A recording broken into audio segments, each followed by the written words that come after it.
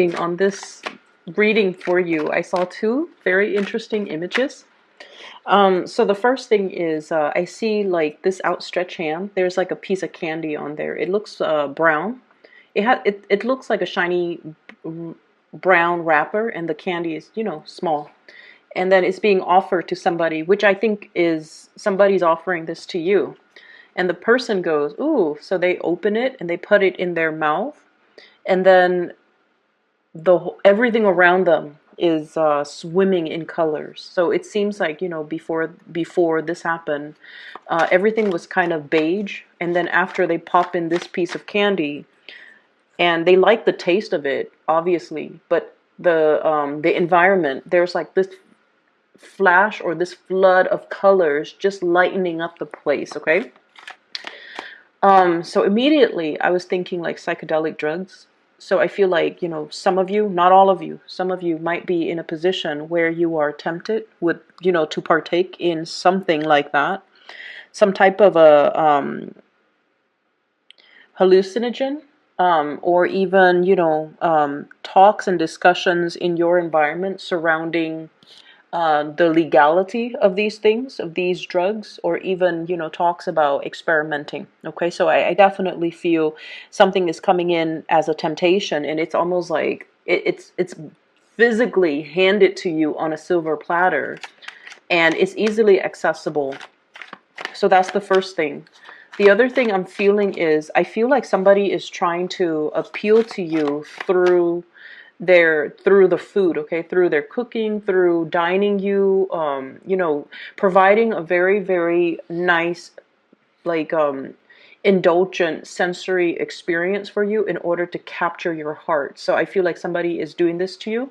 And either way, I feel like, for those who are single, I do sense there will be a lot of temptations in your environment, and a lot of people just, coming in with their hands outstretched to you, like giving you things, showing appreciation, wanting to kind of seduce you, or wanting to offer you things. Okay, so I do see that energy, which is really, really pleasant.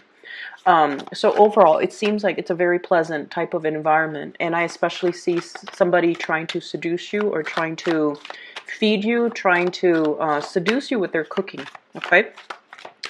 The other image that I saw was I see this man. He's got tattoos. He's got a leather vest, and he's on a bike. Okay, and he's just on a desert road, riding his bike, pretty fast speed. I would say like 70, 80 miles per hour.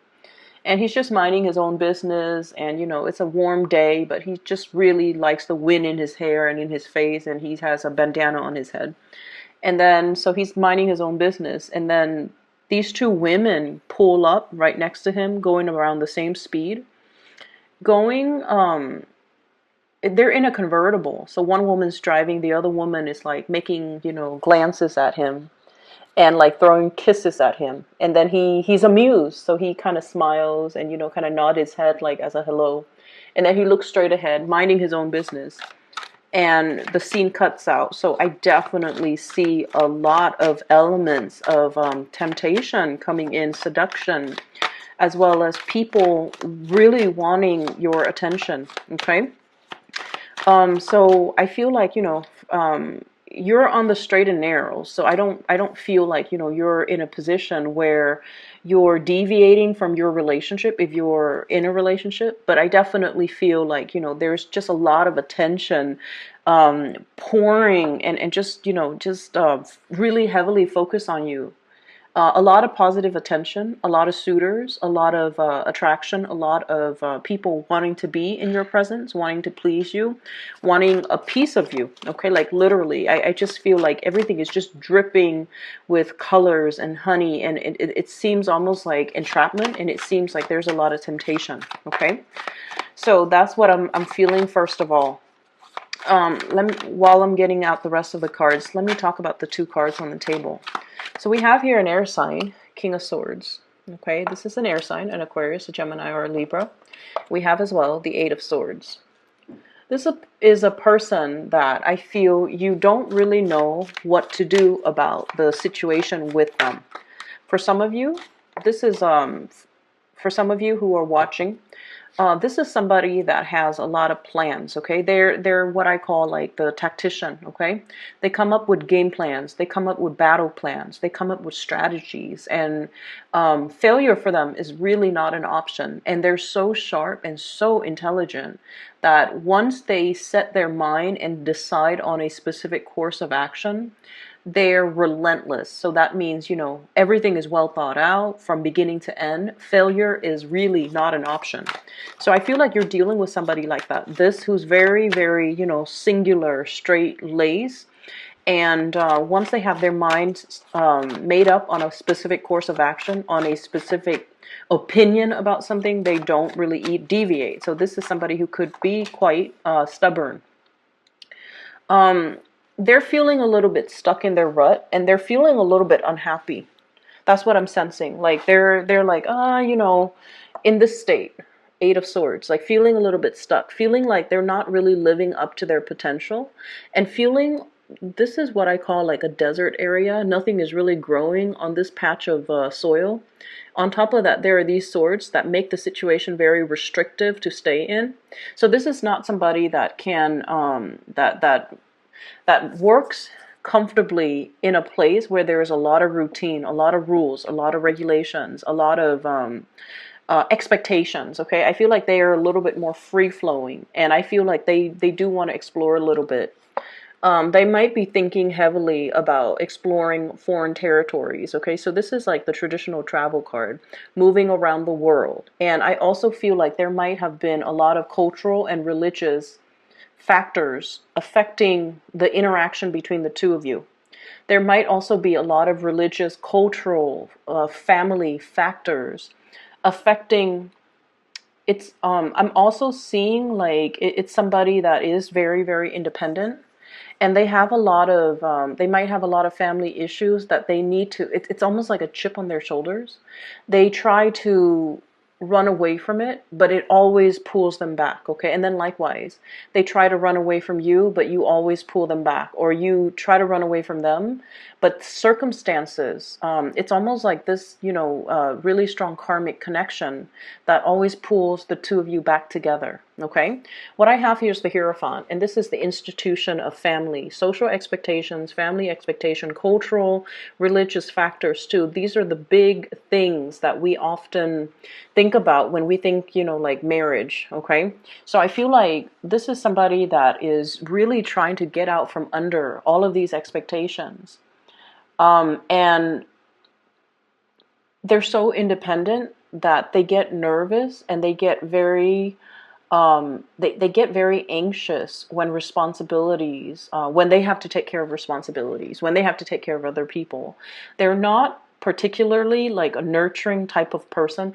And Cancers, you guys are incredibly, incredibly, incredibly nurturing. You guys are just amazingly, you know how to soothe people. You know the right things to say.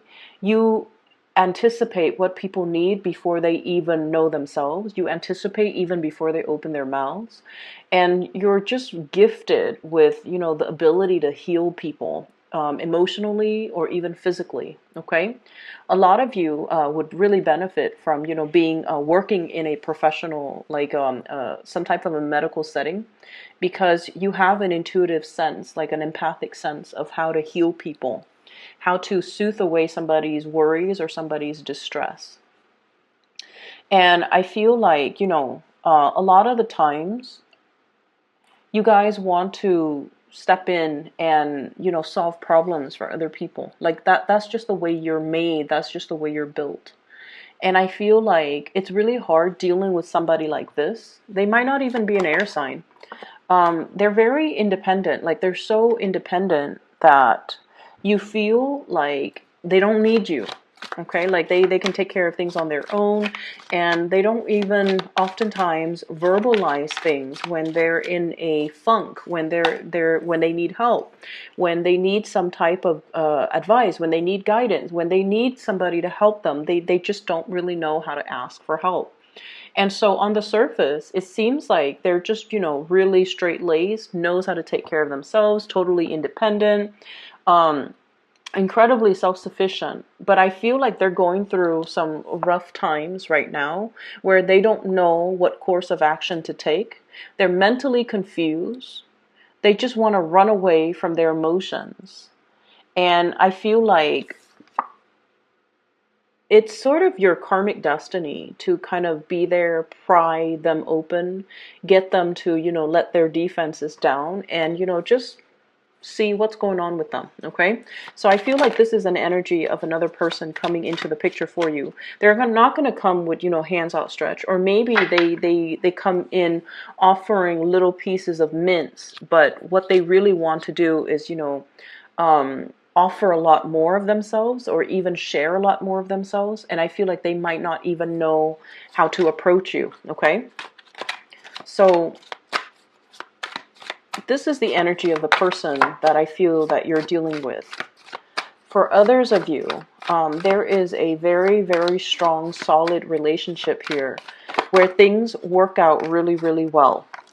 I feel like children being added to a relationship. Okay, so we have here the 10 of coins. This is the family card, generational wealth coming together. It's linked up here with the Hierophant. So this is like taking the relationship to the next level, feeling very ecstatic, overcoming financial burdens, as well as a very, very stable, solid relationship where two people really depend on each other. Okay.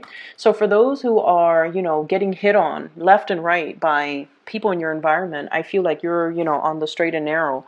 You've got a partner that, they might not be 100% expressive emotionally, but you know that you have a great degree of trust in them. And so you're not really entertaining other options because of it. And then for others of you who have a lot of suitors, you're definitely in the frame of mind where I feel you might be kind of like this, mainly because you're looking for commitment and stability. You're not looking for, somebody that you're just going to see on the freeway. You do your 5-minute session of heavy, heavy flirtation. And for all you know, they could live in a different city, and you don't want to, you don't want to have to work out the logistics of that long distance relationship. Some of you as well could be in a long distance relationship and the partner might be coming, like plans are being made to facilitate a long distance relationship from moving closer to you to them to you. Likewise, I feel like more them coming to you and to allow the family unit to build on a more solid ground. Okay, so I feel like you definitely have somebody heavily on your mind, and they're so dear to you. They're such like an apple of your eye that you don't really deviate, you don't stray. And despite whoever is coming in your vicinity, you don't really, it's like they don't detract you from your one true love. For those in relationships, for those who are not in relationships, this is sort of like, the kid at the candy store. Okay, 7 of Cups. This is sort of like walking into a candy shop with like a wad of cash in your hands and no holds bar, so you can get whatever you want. Suitors galore. Okay, and I feel like there's a lot of people that will be coming in your vicinity.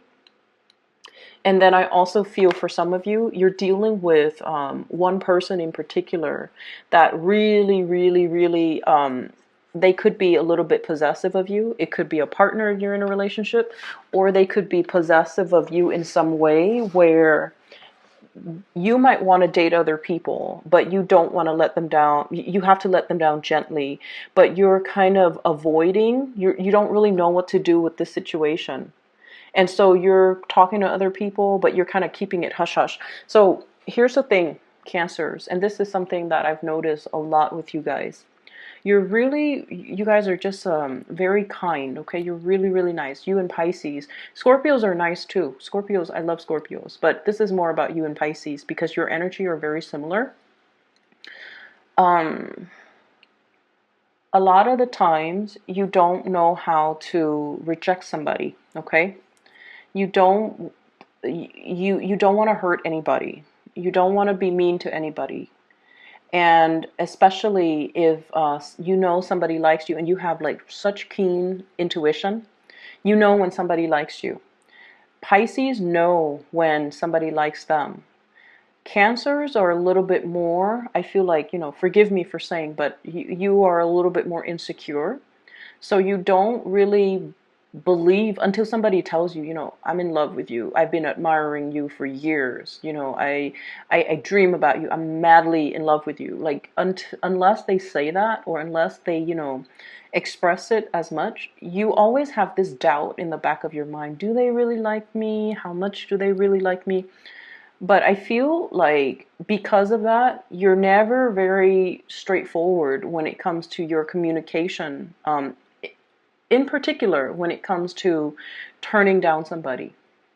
And it's really important that you not waste people's time and, be very direct and frank when it comes to your communication, your expectations. If you're not feeling somebody, you have to be straightforward and you have to let them down. So I feel like there's somebody here that is a little bit possessive of you. They really like you. They're a little bit more on the jealous end. Okay, they've got a little bit of a jealous streak. They're a little bit possessive. And I'm feeling like you have a lot of suitors. People think you're available, or people think you're single, or people think you're interested. If you are not interested, by all means, let's not beat around the bush, and let's not waste your time. Let's not waste the other person's time. But more so, it's just the way that we need to behave with one another in order to be fruitful with communication, and in order to, it's like a courtesy that we owe one another, okay? If you're not interested in somebody and they're coming on really strongly, you want to let them down so that they don't get any idea, so that they don't waste more time, so that they're not being led on.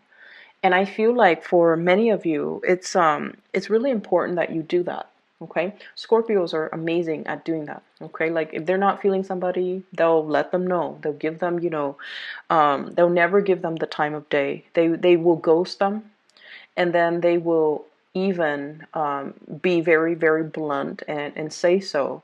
And I feel like with Pisces, they always know. They Pisces know when someone likes them.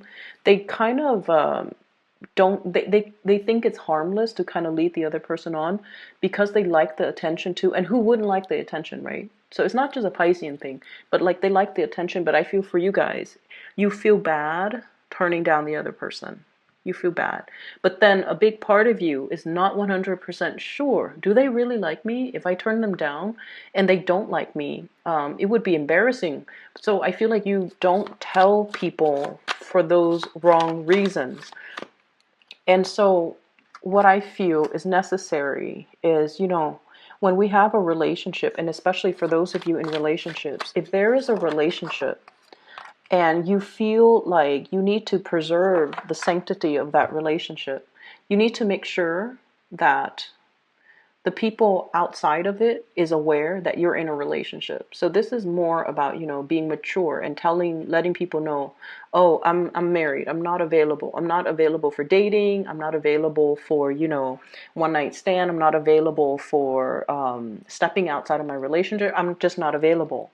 And then if you're single and you're not feeling somebody, you need to also, friend zone them. You need to distance yourself, and you need to make it very, very clear so that they get the message, okay? So that they don't waste their time. Because I feel like there's a lot of time, energy leakage and wastage here where you have a lot of suitors and it's a wonderful thing.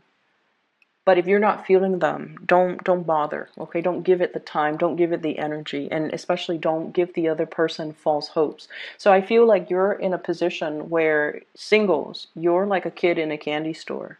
You have options that are available for you.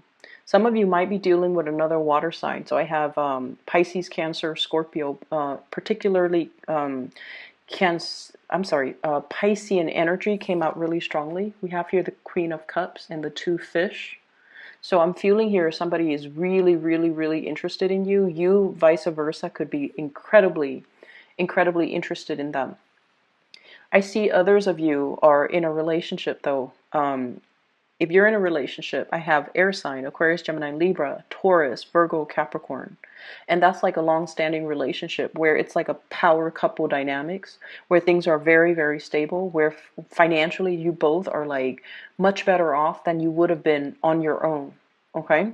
So I feel like this is really all about, setting your intentions, and especially creating more of the social environment that you're after. Okay, meeting people that really nurture your soul, meeting people who are very much kindred spirits to you. So 10 of Cups, finding somebody who's like us, finding somebody where we don't feel like we have to over explain ourselves, finding a community of people that just gets us. So you might not even, have known them for very long, but when you talk to them, there's like commonalities, there's like a common thread of something running through both of your lives, and as a result you feel like you've known this person for years. Okay, so I feel like many of you are in a position where you're heavily socializing, you're putting yourself out there, you're interacting and meeting with a lot of people. I'm sensing as well, for some of you, this could be in an academic environment where you might have, the same interests, the same hobbies, the same career path, aspirations. You're learning the same things. And I feel like, there's a lot of teamwork associated with this. And as a result, you're meeting people who are on your same page, who are passionate about the same things that you are. Okay. So a lot of attraction here. And I also feel attraction in the workplace where projects are getting done. And then everyone has like a celebratory type of a finality to a situation, like a hard won victory or some type of a major project that's now finally being pushed through, and you're seeing it through completion. Okay, so I feel like there's a lot of financial blessings, emotional blessings coming through, more friendships, more, just a lot more it's like joining a community of people. That's what I'm feeling. Okay. Um, I'm also seeing as well, you're a little bit worn out. So I feel like mentally, you might have had to do a lot of like mental exertion. Okay. When we start out here with King of Swords, this deals with the mental realm and the realm of communication and the realm of writing. So it's almost like, academic writing or doing a lot of difficult problem solving, where not only do you have to, not you, it's like you have to make a decision. Not only do you make the decision, you have to write about how to justify that decision. Because I feel like, whatever you do or whatever you write, it's being submitted to somebody higher up, and they peruse or they read through your explanations, and they have to be okay with it. It has to convince them in order for them to move it forward. So some of you might have a business proposal. You're trying to get a financier, and it has to pass that common sense test before the money will trickle in, before they will allow you an allocated funds. For others of you, your work products are being observed by like another entity, another person, and I feel like they're really reading to make sure that they're reading, or they're like asking you a lot of questions, and they're trying to make sure that your argument is cogent and your argument is like foolproof. So many of you might be in a position where you're doing like a master's thesis defense, a PhD defense, or even like a senior thesis defense. You're kind of like up there, okay, and everyone is asking you questions and you have to defend yourself. So it can feel a little bit intimidating, but you're going to be able to sail away from this successfully. Some of you could be going through as well tests where there's a panel and then they ask questions like debates, mock debate, mock exam, moot court even. So I'm seeing like, a lot of people in the academic realm, and they're being heavily tested by higher ups. It's going to yield a very good result, but you definitely need to be a little bit more organized with your thinking. Okay. I'm seeing throwing out there like don't appeal in an emotional way. Don't make an emotional argument. Make a rational argument. Okay, so don't make an emotional argument, make a rational argument. That's going to go a lot further, which makes sense. And so that's what I'm getting here. And then I'm also getting as well, the whole image kid in the candy store. Um, I feel for many of you too, educational attainment is going to get you really, really far in life. Okay. You're kind of like at the end phase of it. Okay. You're going to be sailing over your financial worries. You're going to have like the degree under your belt. You're going to have like that theoretical experience. Okay. And then you're going to be able to gradually get out there and put theory into practice and then apply everything that you've learned. You're getting a little bit impatient. You're getting a little bit ahead of yourself. And you're also wondering, like, when are things going to happen for me professionally? And what I'm seeing here is it's going to happen in due time. Right now, you just need to really, really focus and not project so far into the future. Okay, this is more about daydreaming, fantasy, illusions, projecting into the future. And they're saying not to do that because it's a scary place to be when we don't know, when we don't have anything for certain, when we don't have anything in the palm of our hands that is tangible, that is trustworthy. And so we're working ourselves and expending a lot of energy daydreaming, fantasizing when nothing is really concrete. So what they're really saying is focus on the here and now, focus on what's in front of you, and focusing on, enjoying the moment because your time is going to come soon enough and you're going to be in a position that will make you truly very, very happy. Okay. For those of you who might be in a relationship with an earth sign, Taurus, Virgo, Capricorn, if they have been very closed off, okay, if they've been like this, kind of like the miser, holding back their resources, holding back their generosity, holding back their affection, they might have been cold and distant. And I feel like they might not have expressed how they felt about you. And you felt a disconnect in this emotional relationship. And you might have,